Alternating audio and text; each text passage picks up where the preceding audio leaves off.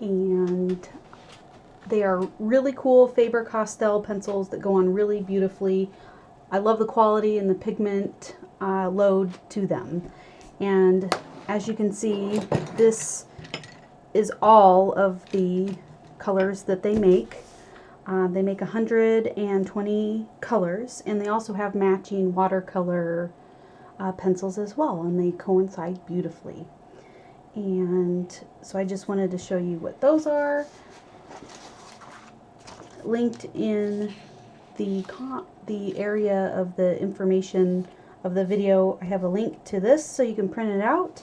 I also have a link to a blank one so you can make your own color chart at home, because printers and screens don't always reveal exactly what your colors really look like in real life. I did make a little bit of a mistake today by just combining all of the colors in one ball jar, but that's okay. They're still easily accessible. I also have in the link area below a really cool worksheet that I made last night talking about colored pencils. I have a lot of people that visit my shop that want to use the colored pencils and they don't know how. So I wanted to give people an opportunity and an exercise to learn how to use the pencils easily and without confusion. And I'm going to start by showing you some of the techniques. I'm going to grab a cool color. Let's see here. This is going to be Polychromos Blue Violet. And make sure you have your pencil sharpener available too. There are many techniques when using colored pencils. The color wheel and all the colors are yours and beyond, and you can also make new colors by combining your colors that you have. So grab a couple colors, whatever you want to do, and you can do a lot with a little bit. So I'm going to start talking about pressure. Varying the degrees of your hand with the pencil to the paper adds degrees of value. So the heavier you put down, the darker, the most value it will show, and then the lighter it will be a lighter pass through. So I'm going to start by, this is kind of a 10-step value chart. I usually leave this one blank and white. Just to show the different values. I do recommend going through all of your pencils at one point and making somewhat of a color chart like this. Same with any of your art materials, so you know how the depth you can get. You can also do it more of in a shading way, which I'll show you in a minute. I like to start dark and with a really heavy hand. This you can go various directions and get to know what feels good on your hand and paper. The paper that I printed this on is a really neat mixed media paper by Faber-Castell. It was a 9 by 12 sheet of paper that I cut down to 8.5 by 11 to run through my printer.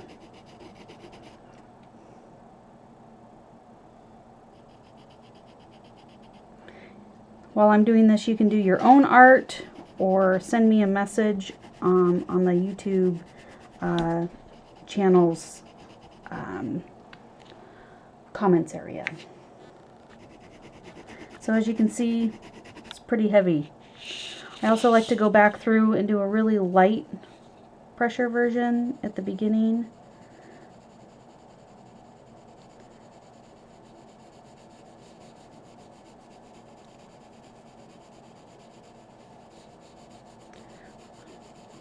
Doing some vertical side to side coloring. Now here's going to be medium pressure, and that's going to be kind of want to go between the two and do a happy medium. So I'm going to kind of eyeball. It doesn't have to be an exact science, but you just get used to your pressure on your hand.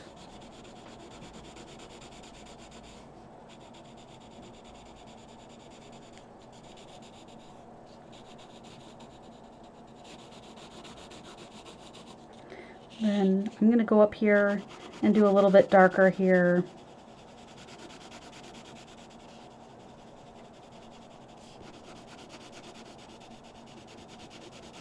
Don't have to stay within the lines, but it's kind of nice to be able to do a gradation.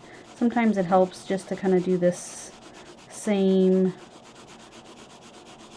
as here all the way up.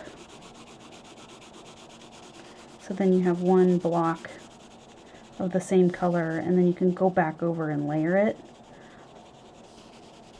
It's okay to go outside the lines. I'm not going to be particular. It doesn't matter.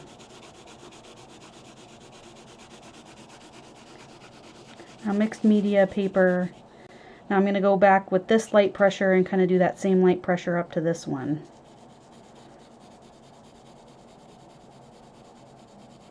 Oh, it looks like I have a lighter hand than I thought.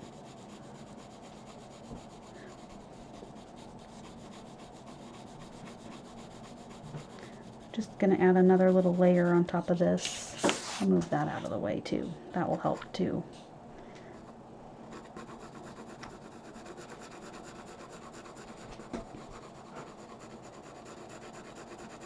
So I'm going to blend in to get a little bit lighter than this area here. So you can see a little bit of a gradation here starting. I'm going to go back up here, add a little more pigment here.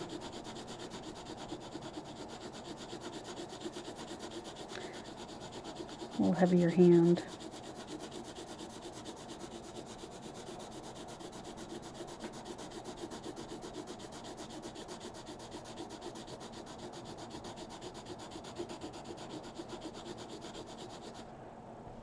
Now I kind of already did this shading exercise, but I kept it, going through all the line segments here. But in this one, we'll just do it in one kind of swoop. This is a good practice. If you ever feel like you're not being creative and you want to be, break out your pencils and make color charts or shade charts. Pressure charts. It's worth it. Yay! Well, that's pretty good. I'm pretty proud of myself. Give yourself a high five. So here is shading from various degrees with the pencil in one pass. So we're going to do this same thing here, but with one kind of pass back and forth to make this same chart. Also, if you notice, you might get some pigment on your hand. That's okay. If you really don't like that, you can put some tracing paper down and around and use good old friendly artist tape to hold it down. I love this stuff a lot. So I'm going to give this a little freshening up. There we go. So now we're back to a little bit sharp with the pencil. So I have a heavy hand, so I like to start with the heavy. Sometimes if you don't feel like you have a heavy hand, then start with the light hand and work up. Do whatever makes you more comfortable. And I'm also using this as a guide right now as well.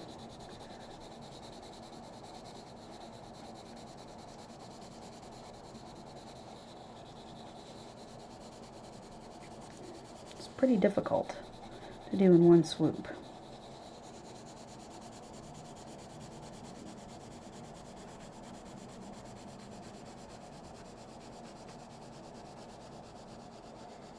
There we go. I just went all the way down. That's okay. So that's the end of those two exercises. So I'm also going to talk about another mark making technique is stippling. Stippling you can do by making little dots, and you can also color blend that way by taking like a red and a yellow, combining them, and visually your eyes turn it into an orange. It's a really unique optical illusion that happens. This technique takes some time to do, so we're going to do a, let's do a red and a yellow. So this is a cadmium yellow light and a pale geranium lake. Bum, bum, bum. So we're going to start with the red first, and then we'll do two colors down here. Oh, blue and green, we can try that. So if you do tight little dots, a little further,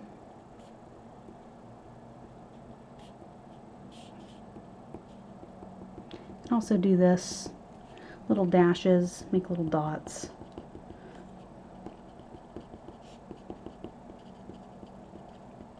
You can also use this technique with painting, pencils, other types of pencils.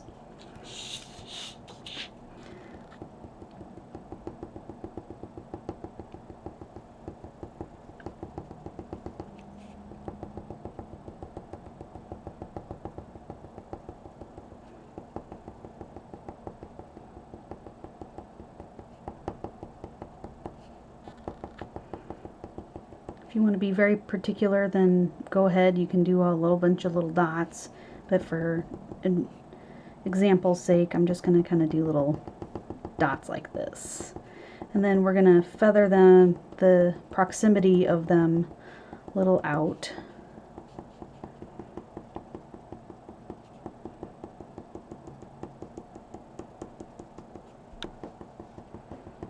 This does take time.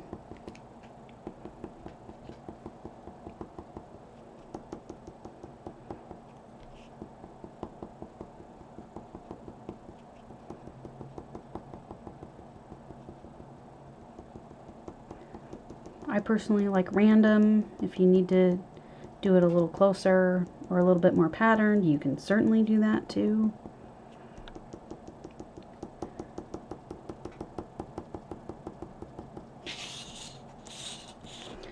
Rotate your paper if you need. Also, if your hand starts to get cramped, shake them out.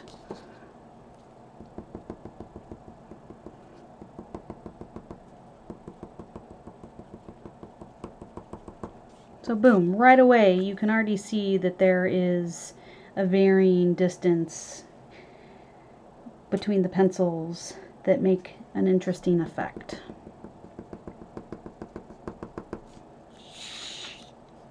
And that didn't even take very long. Also varying the size of the marks too. If you get a little bit smaller, that can also give a great effect too to your art. Now all of these here I'm doing in kind of the same pressure, and so you can see that this has a darker value than down here. So I'm going to do some stipple blending, and my sheet says to do a blue and a green, but we can do whatever we want. I'm going to do a phthalo blue, and let's do kind of a leafy bright green, a light green.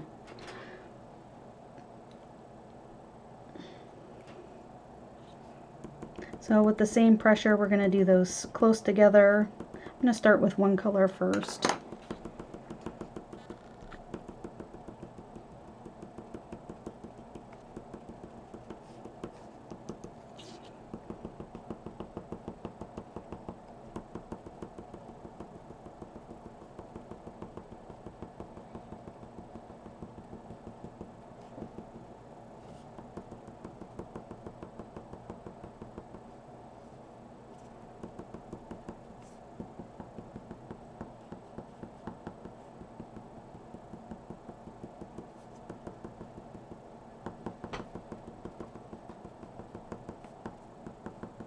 random marks I always really like.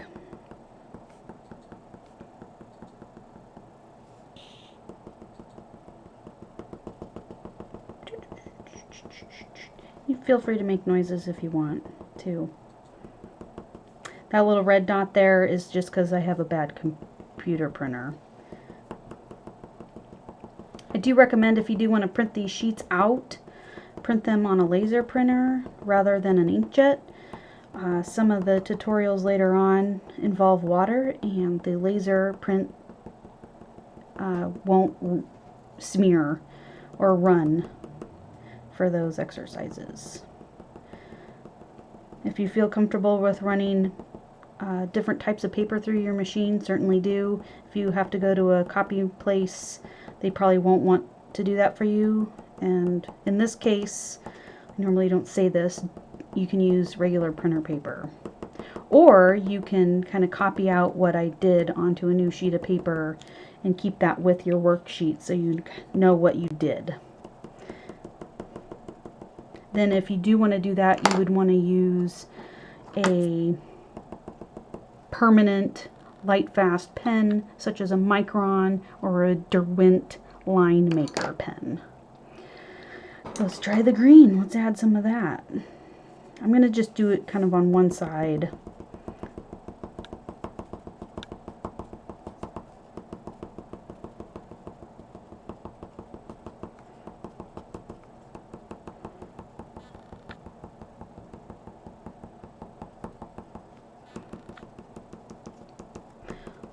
Personally, I like this technique more with pencil drawings and paintings.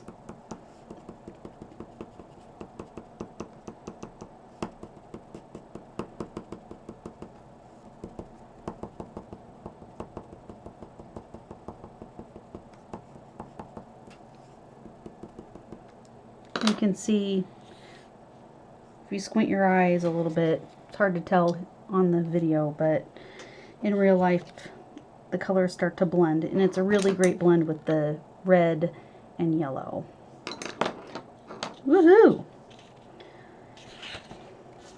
I'm going to check out blending. That's the, I'm going to do pencil strokes first.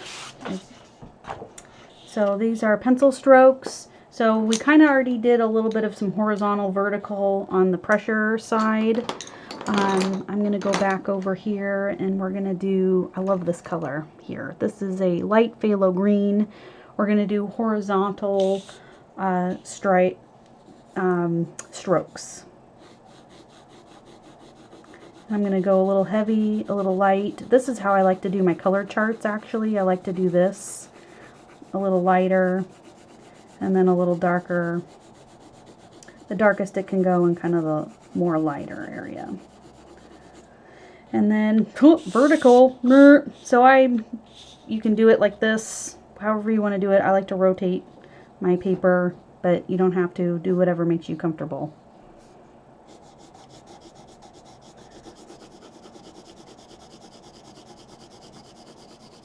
I'm just going to do a gradient here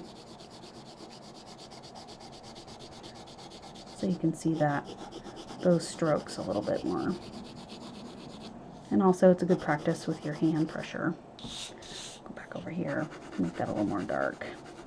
Also you can see the grain of your paper you're working on too, depends on kind of what you're up to. So circular motions. I like to do this style personally because I believe it gives a little bit more coverage and it's less linear and it kind of smooths out the color a little bit better, because then you can get kind of all the grains of the paper. Again, this is a mixed media paper, so it has a little bit of a tooth and absorbency. Colored pencil works best on, well, I believe everybody has their opinions. I like the Bristol paper and mixed media.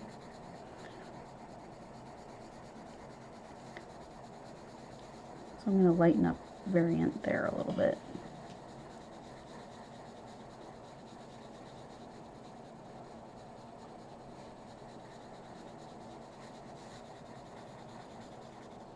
Ta-da! I like that look. So hatching. are little lines similar to the stippling, but they're more dedicated lines. So you're going to want to make a mark, pick your pencil up, and pick it back up. You could do the scribble, but you really want to have marks be individualized.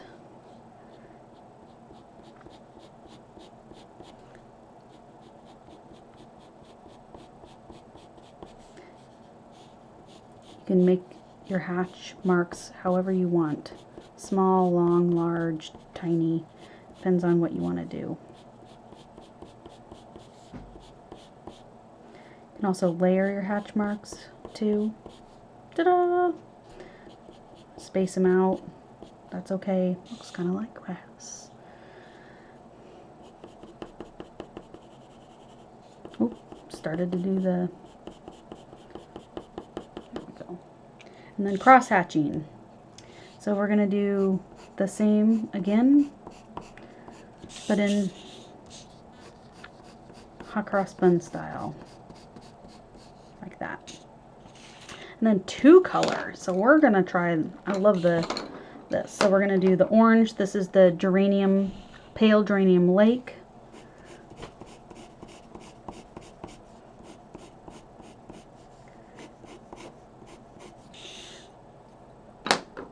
Back here with the yellow. Same pressure for both. Now that makes kind of a orange color within it. Way cool! I'm going to zoom in a little more so you can see my work better. So you can see that this is more orange here. More of an orange optical illusion. You can go back over and do layers too if you want.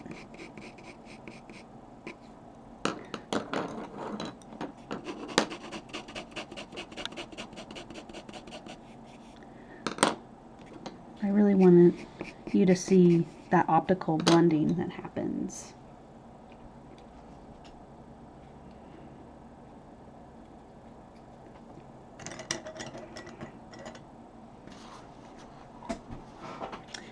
So now I'm going to move over to layers and building layers on top of each other and blending the colors.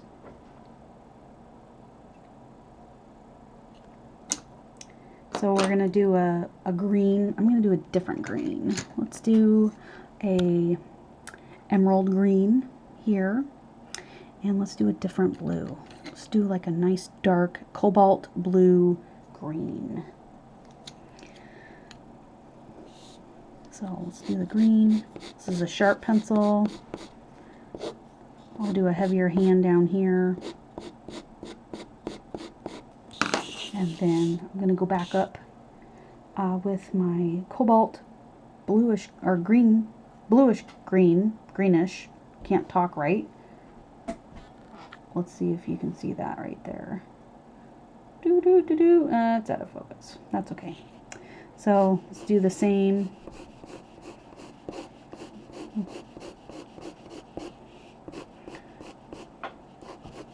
There we go. So let's do, I'm going to skip the red orange because I did it down here, and I'm going to do 2 opposite colors on the color wheel. So I'm going to take a pretty close generic looking green, a permanent green, and let's find a better red. Boom. This is going to be a deep scarlet red. Yeah, let's do that. Okay. So let's see what these do.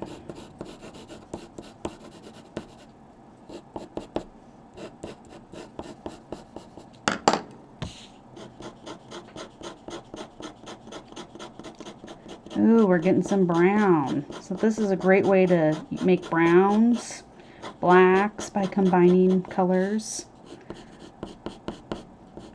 See on the darker area. And I'm just going to add some more. Oops, is that the right green? Ha! It is.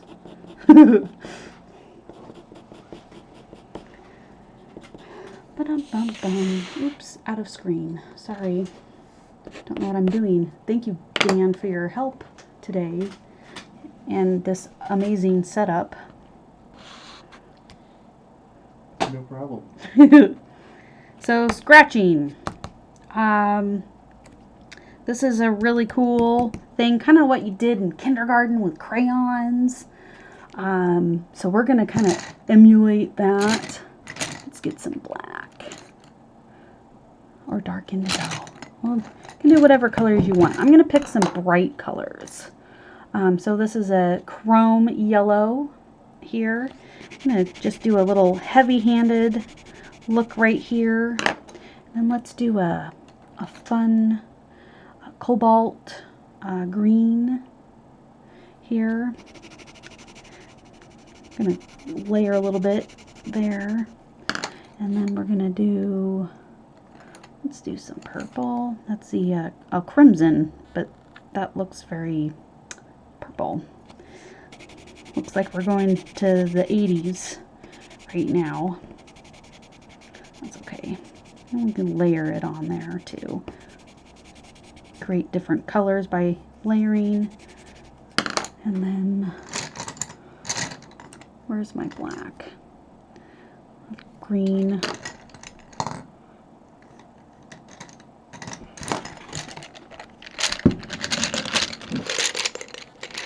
Doesn't look like the black is in here.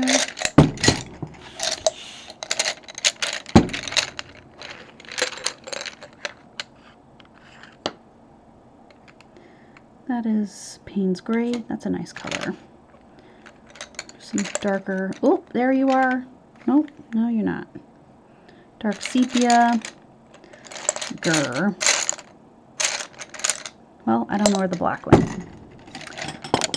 I know I had black somewhere at some point. So we're going to just do the Payne's Gray for now.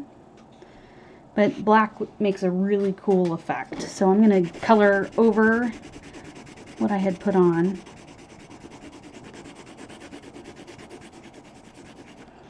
And then I'm going to use a utility knife. This is a slice blade that is made for or out of ceramic.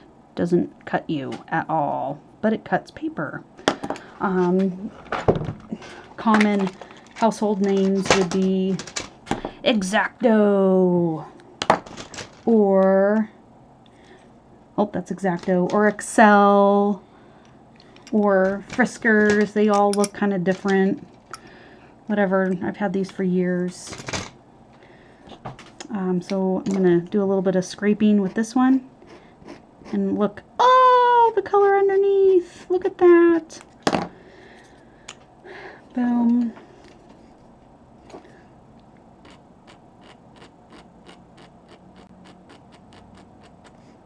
There we go. You can do different patterns. Different scrumbles, I think they call it. This is a great one to do with kids. Or if you're bored. There you go. There's your scratching tutorial. Boom. Boy, we've done a lot in a short amount of time-ish. Hope you're enjoying yourself. Because I am. And then blending. Blending with colored pencils are really cool and fun to do. There's different ways of blending. There's just using colored pencils, similar to what we did earlier. And you can use blender pencils and solvents. I don't like using the solvents, mineral spirits, just because I don't want to be breathing that in. So if you do decide to do that, I do recommend that you work with an open environment and you don't breathe it in, because the odorless mineral spirits have an additive to them to make it so we don't smell it, but it still releases chemicals. It's kind of like propane. Propane doesn't have a scent, but we add it so that we know that there's a leak. And then we hope there's no propane leaks. So we're going to kind of choose, we're going to do some reds to red violet to violet and to blue. So I'm going to choose some pencils that kind of go in the same family, and we're going to use the pencils to blend into each other, the straight up pencil colors. So this is good if you have your pencils already in the box and you can blend into each other. Maybe that should go like right there. And then we need like a blue violet, and then we're going to need a violet, so that can be pulled out of here. There's a light violet. Which one's this one? Crimson. Why does that look so violet-y? I mean, magenta.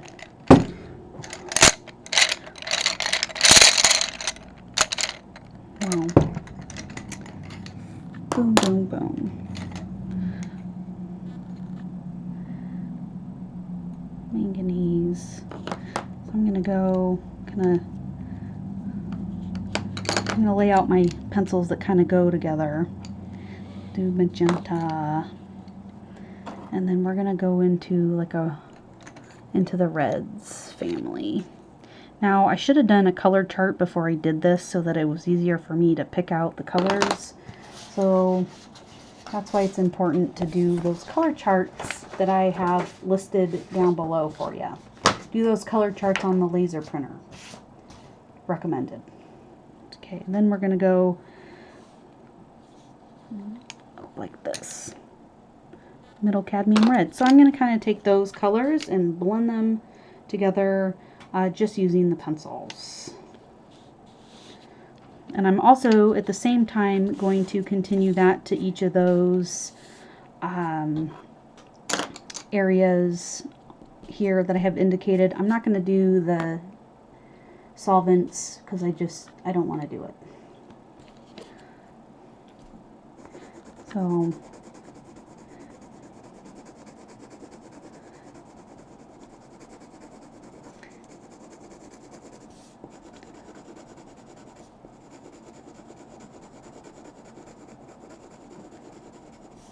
but I will mark it so I can do it later if I want.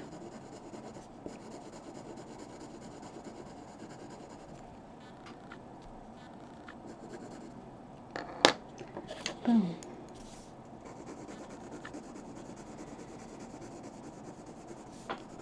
So I kind of feathered out between colors to make that blend a little nicer. Bring it up in there too.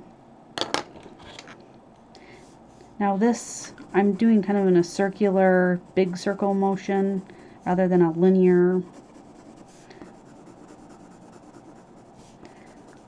So this is when our transformation is going to happen into the violet. So I'm going to do a little light here so it goes well.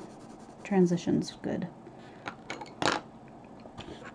I'm keeping my pencils up here in order that I've used so I can go back in later.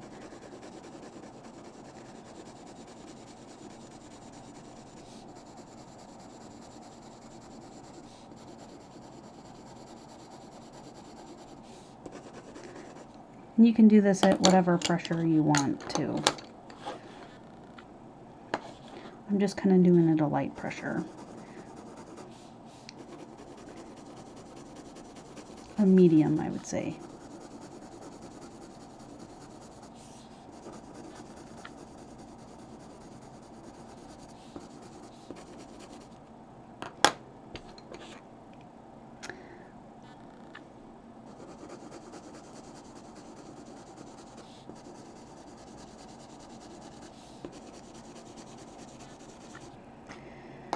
Bum, bum, bum. Oops, I'm going to do that a little out more.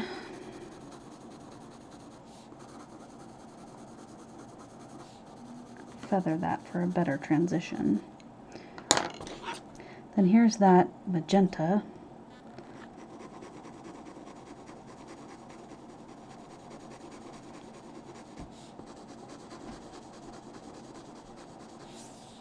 This is turning out so beautiful. I love it.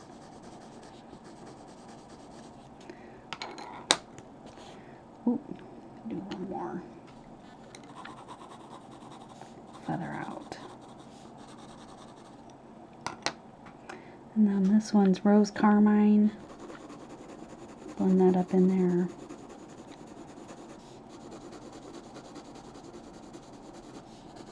You can see you can make a lot of different colors go in between each other. Ooh. Or not. Okay, we got 3 more pencils that I kind of want to use. So this is Pink Carmine. That will kind of transition between that other one.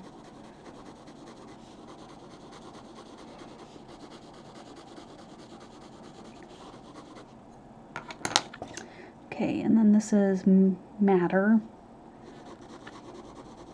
It's a little darker than I wanted, but that's okay. We're going to transition into the red soon. Oh. Excuse me. This is Middle Cad Red.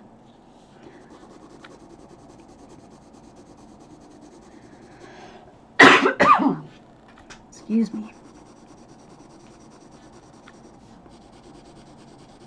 There we go. We have a transition. A little pinky there, but we'll add a little bit of that red through here. So it kind of makes that a nice, even transition. Oops, got them out of order. Polychromos makes their pencils round to differentiate them from their Durer line of watercolor pencils. One pro tip that I like to suggest is have a piece of bubble wrap that you keep with your art supplies, because you can use that in multiple ways. Also, it helps prevent the pencils from rolling around easily and maybe off your table if you're at a tilt. Boom. So that is the blending there. So I'm going to go in and talk a little bit more about the blender pencil. There's a bunch of different brands right here in my hands. I have 3 right now.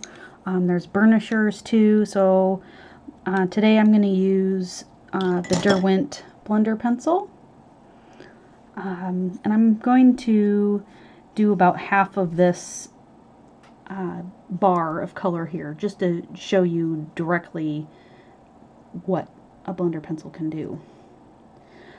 I like to do blender pencils in a circular motion because I believe that it makes a nicer looking blend rather than the straight lines.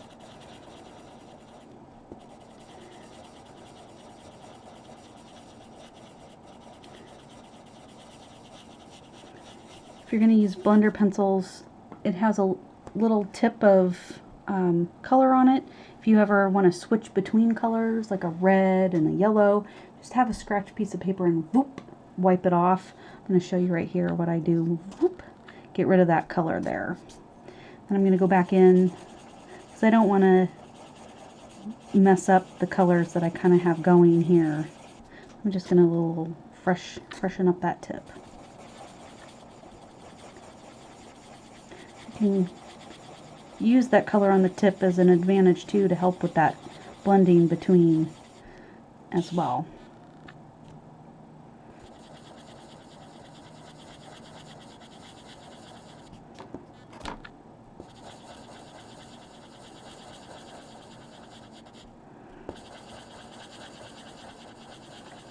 Ooh, look at that. That makes a huge difference. And I'm applying the same about pressure that I did earlier with when I put the pencil down.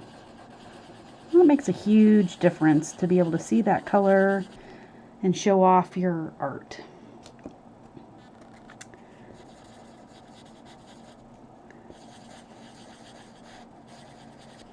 There we go. Wipe that pencil tip off. And I'll show you real quick here, just linear lines. See, it looks a little, it doesn't look as fine and refreshed. We'll wipe that tip off. Go back over here. See, it doesn't look quite as nice when you do that. But I mean, if it's something that you need for your work, do it. By all means. Okay. Ta-da! And then, like I said, careful when you're using pencil. I'm not going to do the solvent right now. I don't really like it. And that's okay to do. So I want to let you know a couple things about your art materials. It's important to know that you get what you pay for. Good art materials cost a little more, but you get a lot out of them. They are made better. They're made from companies that have been around for a long time, typically, and buy the highest you can afford. If you can't really afford higher quality art materials, maybe buy a couple here and there and feed them into your medium or lesser quality pencils or art materials, because your art will be better and stronger in the long run. So if you only can buy 2 pencils a month, do it. You'll really appreciate yourself later on for doing that, instead of spending $20 for a 24 pack of something that you get frustrated with. Then you've lost $20. But if you've spent that $20 and got just a couple pencils and then continue to build on it later, you're building a really nice collection of materials to use. If you ever have questions, please always feel free to contact me at my shop, 2285 Highway 101 in Florence.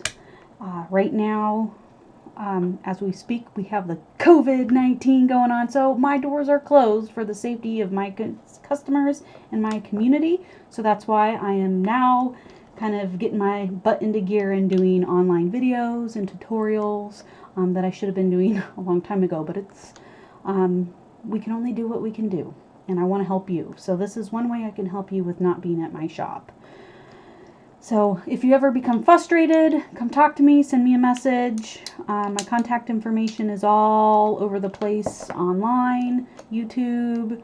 I need to upload that still. Facebook, Instagram, and there's just an abundance of cool things to do. So thank you, and I hope that you will come visit me again a little later for an additional live video. I have a couple things ready to go to do tomorrow.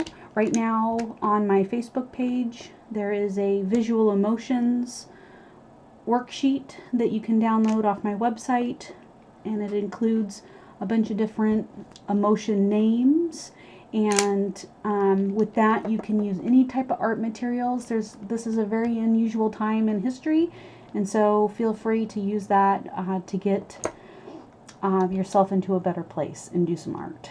So enjoy today and get out, make some art, do your color charts. This is a great time, since we're all stuck at home, to do color charts. You don't need to necessarily download this. What you can do is just collect. One of the tasks that I had earlier this week on my page was to collect what supplies you had and have available. Ballpoint pens, you name it. Put it all in one place, sort it out by category. Sharpen those pencils, test those markers to see if they work. If they don't, trash them. Unless they're refillable, like Copics, then don't trash them. But typically the single-use stuff, unfortunately, maybe repurpose them, upcycle them.